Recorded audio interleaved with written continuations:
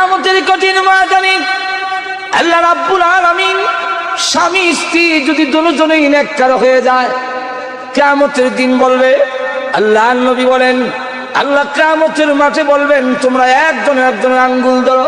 আল্লাহ ধরেছি, একজনের দিকে তাকাও। আল্লাহ তাকাইছি, হাসি দে। আল্লাহ হাসি দিছি, জান্নাতের গেট খুলে দিয়েছি, আঙ্গুল ধরে ধরে আমার তৈরি জান্নাতের ভিতরে প্রবেশ করো। আবার যদি এমন হয় মহিলার আমল বালা, জামাইয়ের আমল বালা না, আল্লাহ স্ত্রীকে জান্নাতের টিকিট দিয়ে বলবেন, তুমি যাও। আল্লাহ আমার জামাই কো লিডার খাস পথ বালা না। প্রভু জান্নাতে যাওয়ার সিস্টেম, স্বামী স্ত্রী একজনের আঙ্গুল ধরে যায়। ওই যে বিশ্ব নবী যাচ্ছেন জান্নাতে, খাদিজা এসে আঙ্গুলে ধরা। ওই যে আলী আঙ্গুলে জান্নাতে যায়, আলীর আঙ্গুলে ফাতেমা ধরা। এই হলো সিস্টেম। আল্লাহ আমি একা যাবো কেমনে? আমার স্বামী যে নাই, এর আমল বানানো, তুমি যাও, দেখা যাবো ঘরে। আল্লাহ জান্নাতের টিকিট নিয়ে নাও। আমি যেতাম না। আল্লাহ ডাক দিয়ে বলবেন, আমি আল্লাহর বিধান হলো টিকিট দিলে টিকিট বিরত নেই না। টিকিট বিরত নেওয়া হলো ছোট লোকের কাম। আমি আল্লাহ অত ছোট না যে টিকিট দিয়ে বিরত নিতাম। প্রভু তাহলে জান্নাতে আমি যাব না? আল্লাহ রাব্বুল আলামিন বললেন, যাও। আমার স্বামীকে না দিলে আমি যাব না। আল্লাহ বলবেন, আমার বিধান নাই টিকিট ফেরত নেওয়া, বরং আরেকটা দিতাম পারি, ফেরত নিতে পারি না। তোমার সুপারিশে তোমার স্বামীর জিন্দেগির অপরাধ মাফ করে জান্নাতে যাওয়ার পারমিশন দিলাম। বউ যদি জান্নাতি হয়, এই সুযোগে জামাই জান্নাতেই যাব। জামাই যদি জান্নাতি হয়, বউর আমল যদি সেই পরিমাণ না হয়, স্বামীর সুপারিশে বউ জান্নাতি যাও। তো বলা যায় না এই মহিলার স্বামী যদি না থাকে, এমন মহিলার স্বামী যদি হইতাম পারি, তাহলে আমার কোনো আমল কামল না লাগলেও এই মহিলার কারণে জান্নাতে যাবো। তাই জিগায়, আপনার স্বামী আছে কি? এখন আছে কি না এটা তো কোরআন আয়াত দিয়ে হইছিল, যেরকম ঠিক না? এখন কেমনে বলবে?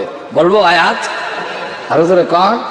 মহিলা তখন ডাক দিয়ে বলে, ইয়া আইয়ুহাল্লাযীনা আমানু لا تسألوا عن أشياء إن تبد لكم। হে আব্দুল্লাহ মুবারক, আল্লাহ কুরআনে বলেন, হে ঈমানদারেরা, সব বিষয়ে তোমরা প্রশ্ন করো না। অতএব আমার স্বামী আছে কিনা এই ব্যাপারে তুমি প্রশ্ন করো না। একটু জোরে কন্যা সুবহানাল্লাহ। আল্লাহ না করছেন সব ব্যাপারে প্রশ্ন করো না। অতএব আমার জামাই আছে কিনা এটা তো তোমার জানার বিষয় না, এটা প্রশ্ন করো না। আব্দুল্লাহ, লম্বা ঘটনা, আজকের দিনে শেষ করুন দিত না।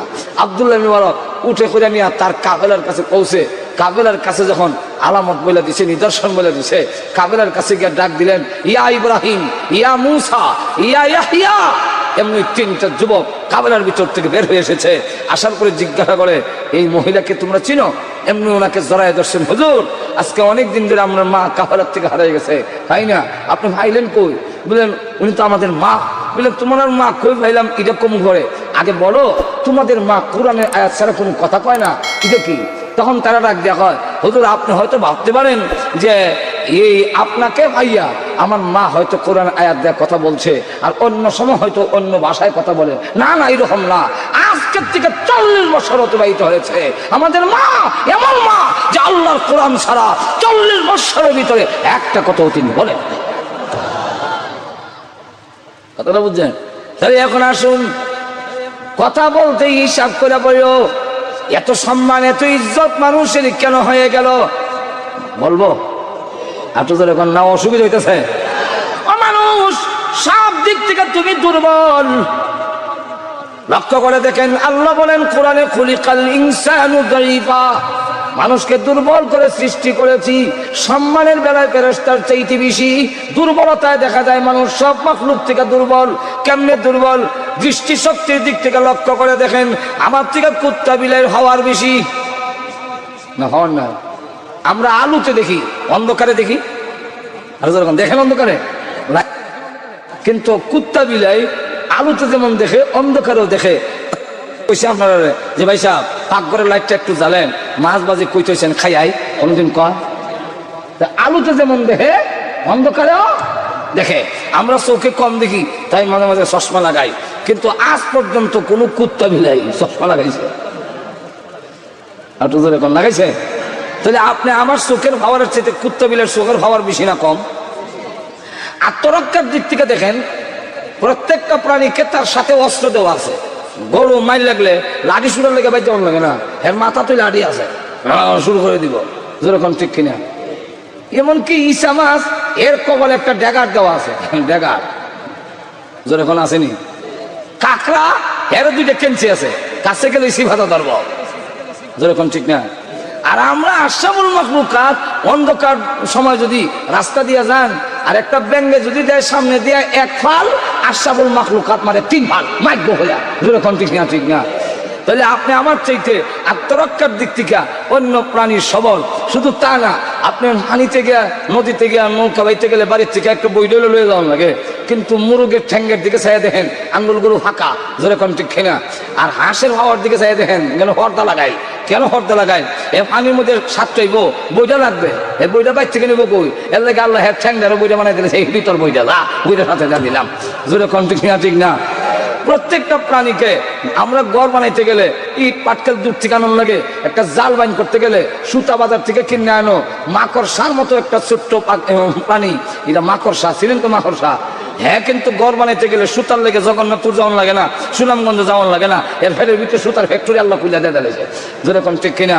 তো এই দিক থেকে আমরা দুর্বল, আত্মরক্ষার দিক থেকে দুর্বল, জ্ঞান মেধার দিক থেকে আমরা দুর্বল। কেমনে দুর্বল? আপনারা ফইরা ইঞ্জিনিয়ার, আর বাবুই পাখি কয় আমি না ফইরা ইঞ্জিনিয়ার। গাছের মধ্যে তাল গাছের পাতায় ঝুলাইয়া বাসা বানায় বাবুই পাখি, একটা পাতার ভিতরে একটা পাতা ঢুকাইছে এমন সুন্দর করিয়া। কি বিদ্যা কোত্থেকে এগুলো? এরপরে আবার একটা গম্বুজ দিছে এমনি, এটা হইলো তার বউ লইয়া থাকবার লাগে আলাদা রুম। যেরকম ঠিক কিনা? আবার আপনার টানা দিছে, টানা, এটা কেন? এটা হইলো তার রেস্ট হাউস। দিচ্ছে গরম লাগলে এখানে মুক্ত বাতাস খায়। তার ঘরের ভিতরে ইলেকট্রিসিটি ফিট করছে, ওয়াবদা না তবদা লাগতো, পড়লে বিদ্যুৎ না ঘন্টার ঘন্টা লোডশেডিং করতো। একটু ফে খাই না করতো, এখন একটা বুক ধরে আনে, এটার নাম জোনাকি বুক। এটার সুইচটা হইলো মুখে, বাল কইলো ফিসে, নিবায় জ্বালায় মুখ থেকে। এই বুকটা দই আইন না খল্লাটা ফেকের ভিতরে ঢুকাইয়া যায়, আর সুইচ অফ করতে পারে না, অটোমেটিক পিছিয়ে তা বাল জ্বলে। এ মানুষ, তুমি পয়লা ইঞ্জিনিয়ার, আমি না হইল ইঞ্জিনিয়ার। জোরে কন্ট্রিক কেনা? ডাক্তার, আমরা দেশে বইটা ডাক্তার হয়, গাছ গাছালি কোনটার মধ্যে কি খাওয়ার আছে এটা ফইরা বোঝন লাগে। আর বানর, ভারতের এক এলাকায় বানরের খুব অত্যাচার। কারি তৈয়ব সাহেব রহমতুল্লাহ ওনার কিতাবে লেখেন, তো বান্দরকে মারার লেগে এরা কিছু রুটির মধ্যে বিষ মিশাইয়া ছাদের উপরে দিয়ে রাখছে, খাইয়া 14 গোষ্ঠী যেমন মরে। কিন্তু বানররা ইসা নাক লাগাইয়ে বুঝে লাগছে কি একটা ভেজাল আছে, সব রুটি ফালাই দিছে।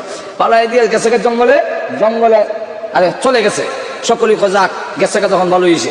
কতক্ষণ পরে দেখে না, আবার ঘুরে আইছে 12টা বানর লই আইছে, যারা ভীষণটা লাল, হইল মেডিকেল অফিসার। ওরা আইসা নাকের মধ্যে রুটি লাগাই, যেটা বিষ এটার দিকে, যেটার মধ্যে বিষ নাই এটা আরেক দিকে, দুইটা ভাগ করছে। আরেক দল বানর হয়েছে জঙ্গলে, এরা গাছের ডাল লই এসে পাতা সহ।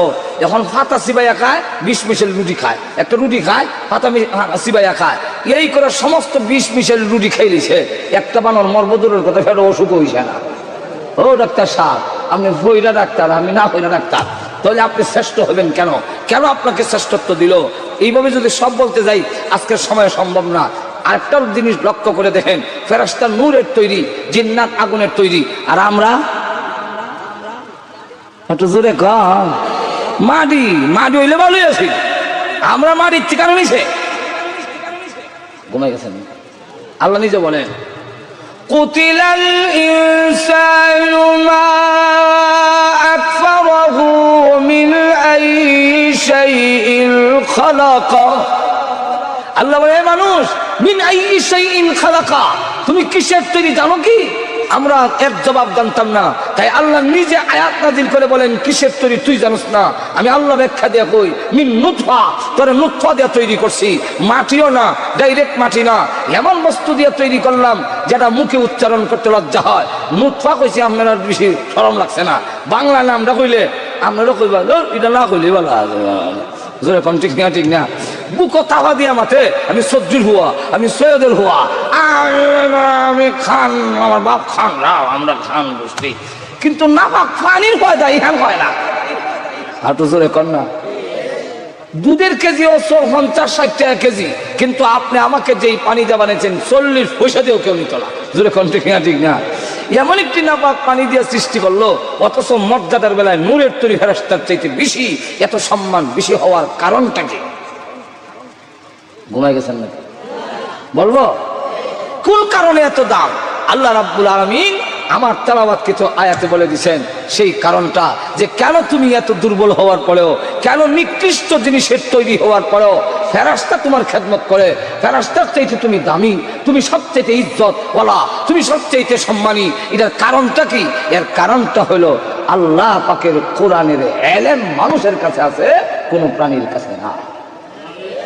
আর একটু জোরে কম। মানুষকে আল্লাহ রাব্বুল আলামিন ইলম দিয়েছেন। ইলম কি দিছেন? আটো জোরে কোন কি দিছেন? ইলম। ওয়াআল্লামা আদামাল আসমাআ কুল্লাহা। ইলম কারে কয় আগে বুঝেন।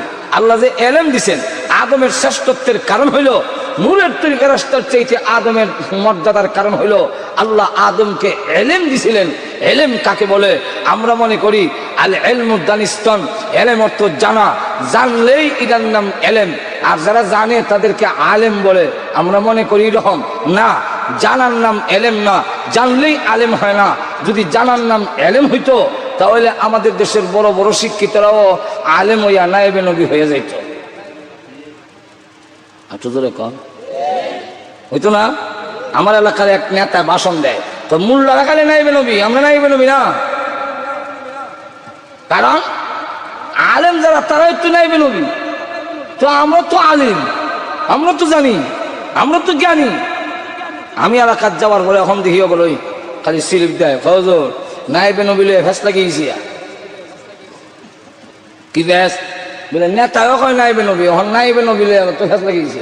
আমি বললাম দেখেন, সব কথার উত্তর দিতে নাই। এর কারণ হলে আল্লাহ কোরআনে না করছে, অনেকে অনেক কথা না বুঝা কয়, সুতরাং হের উত্তর দিয়া মায়ের ছাড়া কোনো গতি নেই। তো তার কথার উত্তর দিয়া লাভ নাই। আমাদের দেশের এক বেলা লেহাবরা জানে না, চেয়ারম্যান গিয়েছে, ওইয়া ইউনিয়ন অফিসে লাঠি লয়ে বইতে, মেম্বাররা দিবি হইল লাঠি গোড়া। এই মেম্বার জানো না আমার যে কলমের জোর নাই, লাঠির জোর আছে, দিবি ওখানে। এক মেম্বার জিগায়, এই মেম্বার দিবি ওখানে। মেম্বার কয়, চেয়ারম্যান সাহেব আমার একটা সমস্যা ছিল। কি সমস্যা? বলে আমার ওয়াইফের ডেলিভারি কেস। ডেলিভারি কেস বুঝেন তো আপনারা? না বুঝেন না? আমার ওয়াইফের ডেলিভারি কেস। চেয়ারম্যানটা ও এই কেস তো বড় মারাত্মক কেস, কারণ এই কেসে গত বছর আমার বাপও মারা গেছে। আমি আপনারা জিজ্ঞাসা করি, ডেলিভারি কেসের অর্থ চেয়ারম্যান বুঝছে? যদি বুঝতো তাইলে কইল আমার বাপ মরছে ডেলিভারি কেসে। মূর্খ চেয়ারম্যান যেমন বুঝছে না ডেলিভারি কেসের তর্জমা, ওই নেতায় নাইবে নবীর তর্জমা বুঝছে না। আর তো জোরে কন্যা, সব জ্ঞানের নাম এলেম না। এলেম হলো, এলেমের সংজ্ঞা হলো আল ইলমু নূরুম মিন ইলাহি, আল্লাহর প্রদত্ত একটি জ্ঞানের লাইটের নাম এলেম। যে এলেমের দ্বারা মানুষ অন্ধকারের মধ্যে, যেভাবে লাইট হইলে আপনি অন্ধকারের মধ্যে মানুষ চিনবেন, আর যদি লাইট না থাকে মানুষ চিনবেন না। জোরে কোন ঠিক না? ঠিক না? আচ্ছা, যেই লাইট দিয়া, যেই আলো দিয়া মানুষ চিনা যায় না, এটাকে কি আলো বলা যায়? আরো জোরে কন। ঠিক তেমনি হবে যেই জ্ঞান দিয়ে পৃথিবীর অন্ধকারে আল্লাহ চিনা যায় না, এই জ্ঞানের নাম এলেম হয় না। আর একটু জোরে কন। আচ্ছা, আপনি যদি কোনো লাইট দিয়া গর্ত না দেখে গর্তের মধ্যে পড়ে ঠ্যাং ভেঙে নেন, এটার নাম লাইট কোয়া যাইব? ঠিক তেমনি হবে যেই জ্ঞান দিয়ে জাহান্নামের গর্ত দেখা যায় না, সেই এলেমের নাম এলেম, এই জ্ঞানের নাম এলেম হয় না। জোরে কন ঠিক না? আচ্ছা, আমরা ছোট সময় আগে জুতা ভাও দিতাম ঘুমাইবার আগে। ঘুমাইবার আগে মানে ভাও দইয়া গিয়ে বিস্তার করতাম। এর আগে তো খালি ভাইয়ে ঘুরতাম। ওখানে না আপনারা আপ টু ডেট বাবু হয়ে গেছেন গা। আর আমরা খালি ভাইয়ে ঘুরতাম, ঘুমাইবার আগে জুতাটা লইয়া গিয়া পুকুরের মধ্যে ভাও দইয়া এরপরে বিস্তার করতাম। যেরকম ঠিক না? তো খালি ভাই আটলে অন্ধকারের মধ্যে পায়ের মধ্যে যে কি লাগছে আঙ্গুলের শিবার, তখন আর বোঝা যায় না। কিতা লাগলো রে, ফেঁকো ভাড়া মারলাম না, এই আল্লাহ জানে। তো আট দিয়া কিতা লাগাইলাম জানে। ইন্নালিল্লাহ। পায়খানা দি লাগাইলেছি তো পায়খানা আসছিল রাস্তা লাগছে আতো ভাও লাগছে আতো লাগছে না এত জায়গা লাগছে গেলে হাঁটু ধরে কন না লাইট নাই ধরে কোন কি নাই ঠিক তেমনি ভাবে যেই জ্ঞান দিয়া শিরিকের গুনাহ বেদাতের নাফাক শিরিকের নাফাক কুফরের নাফাক হারামের নাফাক চিনা যায় না সেইটাকে কখনো লাইট বলা হয় না সেটাকে এলেম বলা হয় না ধরে কোন ঠিক না ঠিক না তাই এলেম কারে কয় আল্লাহ রাব্বুল আলামিন বলেন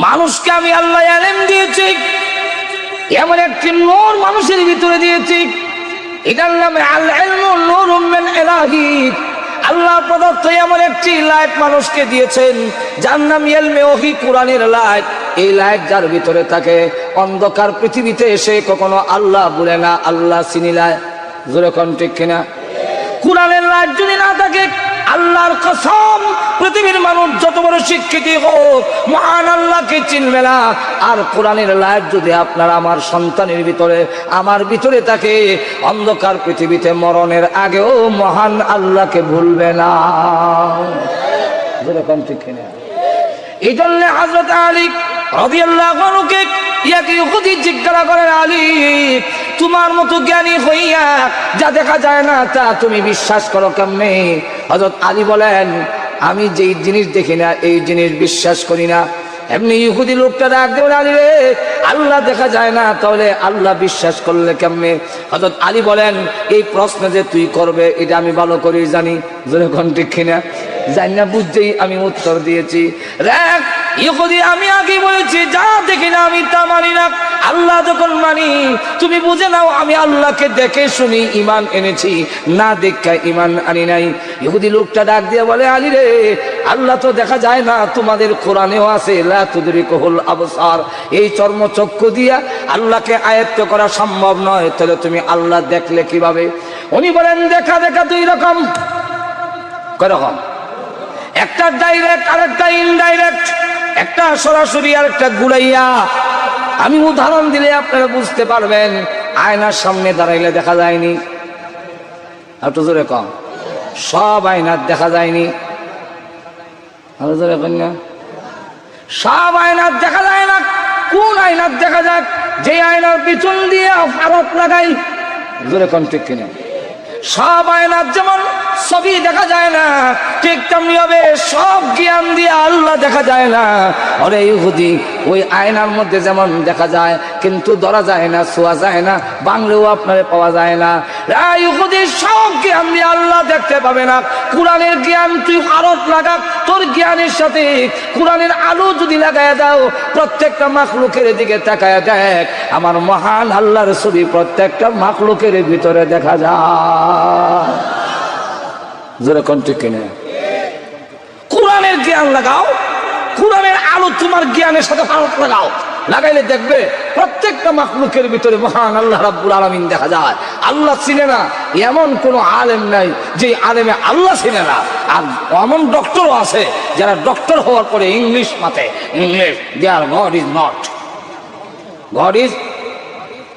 আল্লাহ নাই তা আল্লাহ নাই তা কেমন হইল হয়তো ন্যাচারালি প্রাকৃতিক এমনি বিল হয়েছে আপনি আরেক দলে কয় মহাশূন্য একটা গ্রহ আছিল হঠাৎ করে ফুটি গেছি কি এক টুকরা নিচের দিকে ফুটে গেছি কি পৃথিবী হয়ে গেছে কেমন ভাগলামি মাঠ আচ্ছা আজকের মাইকে যদি কোনো বক্তা ওয়াজ করে ভাইরা আমার এখানে একটা লোহার টুকরা আছিল হঠাৎ করে ফুটে গেছি কি এক টুকরা স্ট্যান্ড হয়েছে একটা মাউথ পিস একটা মেশিন একটা ব্যাটারি একটা ইউনিট একটা হরন হঠাৎ করে আমার গয়ে গেছে আপনারা সবে কইবেন যে এই মোল্লার মাথার তার ছিঁড়ে গেছি জোরে কোন ঠিক কিনা তাহলে যেই ব্যক্তি কয় পৃথিবী এমনি বিস্ফোরণ করে ফুটতে গেছে কি আর পৃথিবী হয়ে গেছে এরা মাথার তার কিতে হয়েছে আর জোরে এখন কি হয়েছে আপনারা কইতারেন বলে অত বড় বড় শিক্ষিত লোক আপনারা ডক্টর একজন আমরা কোন কিতা মাথার তার ছিঁড়ে গেছি বলে হ্যাঁ লেখাপড়া করার পরেও মাথার তার একটু ধরে কোন তার ছিঁড়ে এটার নজির একটা এক্সাম্পল দিয়ে বুঝাই। এক ইন্সপেক্টর গেছে স্কুলে ইন্সপেকশন করতো, তো গাড়ি থামাইয়া স্কুলে একটা যেমন লাগে গিয়া জিজ্ঞাসা এটা কোন ক্লাস রে? ও স্যার এটা অঙ্কের ক্লাস। ও ঠিক মতো আইসি, একটা অঙ্ক কর। ও কি অঙ্ক স্যার? বলে অঙ্কটা হইলো আমি গাড়ির থেকে নামি তোমার স্কুলে আইতে আমার 15 মিনিট সময় লাগছে, বলো দেখি আমার বয়স কত। ঘুমে গেছেন নাকি? ছেলেরা কয় যোগ বিয়োগ ফুরন বাঘ এলজাবরা বেলজাবরা লসাগু মশাগু যা শিখছিলাম কোনটা খামো লাগে না, সব কলম তো বুঝিস। ক্লাসের মধ্যে আবার কিছু ছেলেরা তাকে পণ্ডিত পণ্ডিত আছে না, এক ছেলে কলম দিয়ে আখাইতেছে, এই তুই কি কর? ও স্যার আপনার বয়সটা বাইর করতেছে। কতক্ষণ পরে জায়গায় কিরে আমার বয়স বাড়িছে? বলে জি স্যার বাইর করছে। বলে কত? বলে আপনার বয়স 60। আর আসলো 60, আন্তাজে লেগে গেছি। তখন কয় তুই কোন সূত্রে বাইর করলে আমার বয়স 60? এটা বাইর করছ কেমনে? বলে স্যার সূত্রটা হইলো আমার বাড়িতে আমার এক বড় ভাই আছে, সে হইলো আধা পাগল, তার বয়স 30, আর আপনি পুরা পাগল, আপনার বয়স 60। জোরে কোন ঠিক কিনা? আধা পাগলের বয়স যদি 30 হয়, পুরা পাগলের বয়স কত হইব? ওই সারা কস কি? আমি একটা শিক্ষিত লোক, আমি লেখাপড়া করে ইন্সপেক্টর হয়েছি, আর তুই আমার কথা আমি পুরা পাগল? বলে স্যার আপনি লেখাপড়া করছেন ঠিকই, কিন্তু আপনার প্রশ্নে বোঝা যায় আপনার মাথার তার শিরা। ঠিক কিনা? আরো ধরে কোন ঠিক কিনা? আপনার মাথার তার শিরা না হলে এই জাতীয় প্রশ্ন করতে পারেন না। ঠিক তেমনি হবে যারা কয় dear God is not, God নাই এমনি হয়েছে পৃথিবী, এরারও মাথার তার শিরা, কোনো সন্দেহ নাই। আর তো জোরে